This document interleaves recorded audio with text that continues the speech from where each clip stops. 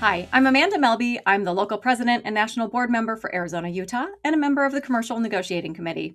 And this is Take 5.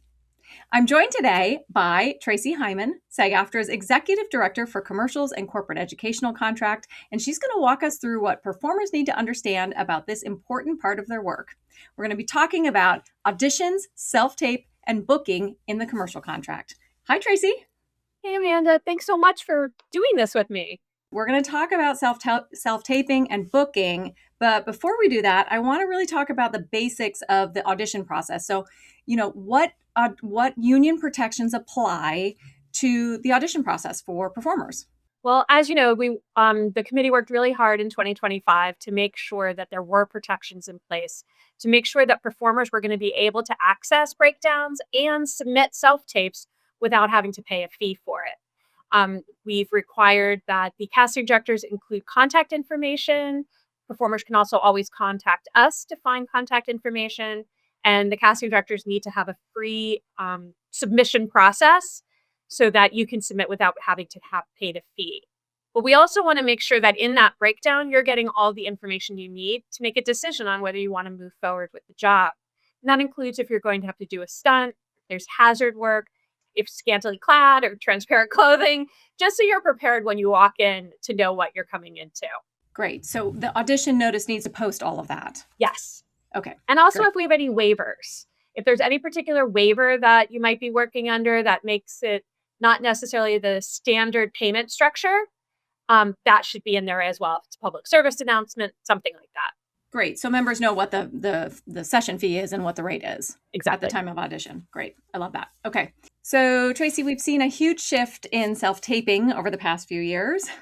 Huge, right? So what should members keep in mind when they are asked to do a self-tape? Are there red flags or warning signs? Like what should they be looking out for? Well, as you know, there were some auditions that came out during the pandemic that were a little unusual for performers to be doing on self-tape. Or a lot unusual. So in 2022, 2025, the committee took it upon themselves to make sure that there were some protections in place to try and limit that.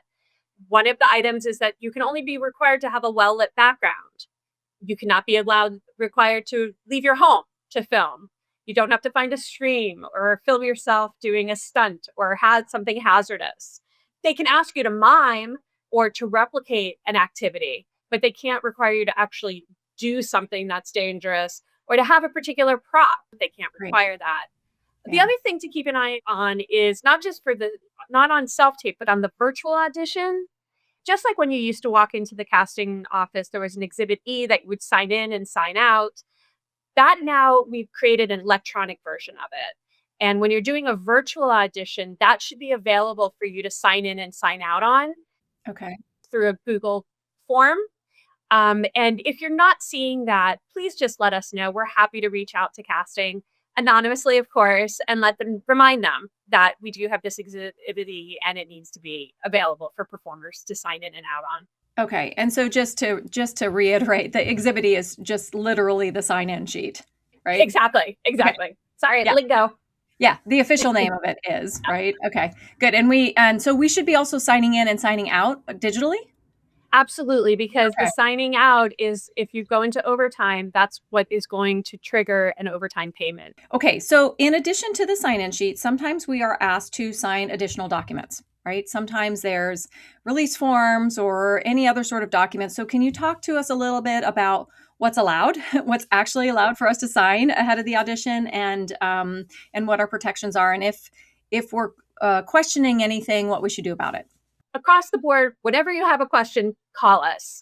Our business reps are always ready to answer and help you walk through the contract. There's no question that is too simple. We want to make sure that you feel empowered for the work that you're doing. There's a non-disclosure agreement that we've now adopted into the audition process. It's the same one that was on the back of the Exhibit 1, your employment contract. So if it's anything beyond that, definitely let us know. There are some documents that we might have approved, but a lot of times we may not have and not have seen them yet. So always reach out to us, let us take a look at it, and we'll let you know if we've already approved the document and had been presented to us or if we have concerns. And if we do have concerns, we'll be the ones who take it upon ourselves to reach out to try and clarify the situation with the casting or with the signatory company. This is specifically in the audition process, right? Yes. Okay, great. So then let's talk about once a performer gets hired, right? Then what should they expect in terms of paperwork, their session fees, their any sort of structure under the commercials contract when they get hired? What does that look like? Well, first, yay. Yes, super yay. excited. For payment, you'll know that you would get your payment 15 business days after your work date. But even before you step on set, there are certain documents that you need to be provided. The producer needs to reach out and provide in writing to all performers an opportunity for you to request an accommodation for a disability if needed.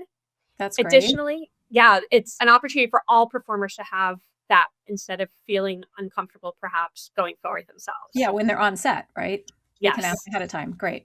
Also, if you're going to be asked to dress scantily or wear something that might be transparent, we want you to know that ahead of time so that they have to provide you the contact information for the wardrobe consultant so that they can discuss with you what you will be wearing so you feel comfortable before you even step on set and you're aware of what's coming your way.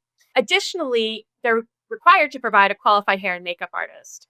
And so if you have questions or concerns, they need to be able to put you in touch with that qualified hair and makeup artist to make sure they're able to meet your needs specifically. Yeah. And then finally, this one is new where we've really stressed it now that 24 hours before you step on set, at least, you should be getting your contract, any riders, any additional documentation that would be normally asked of you to sign on set.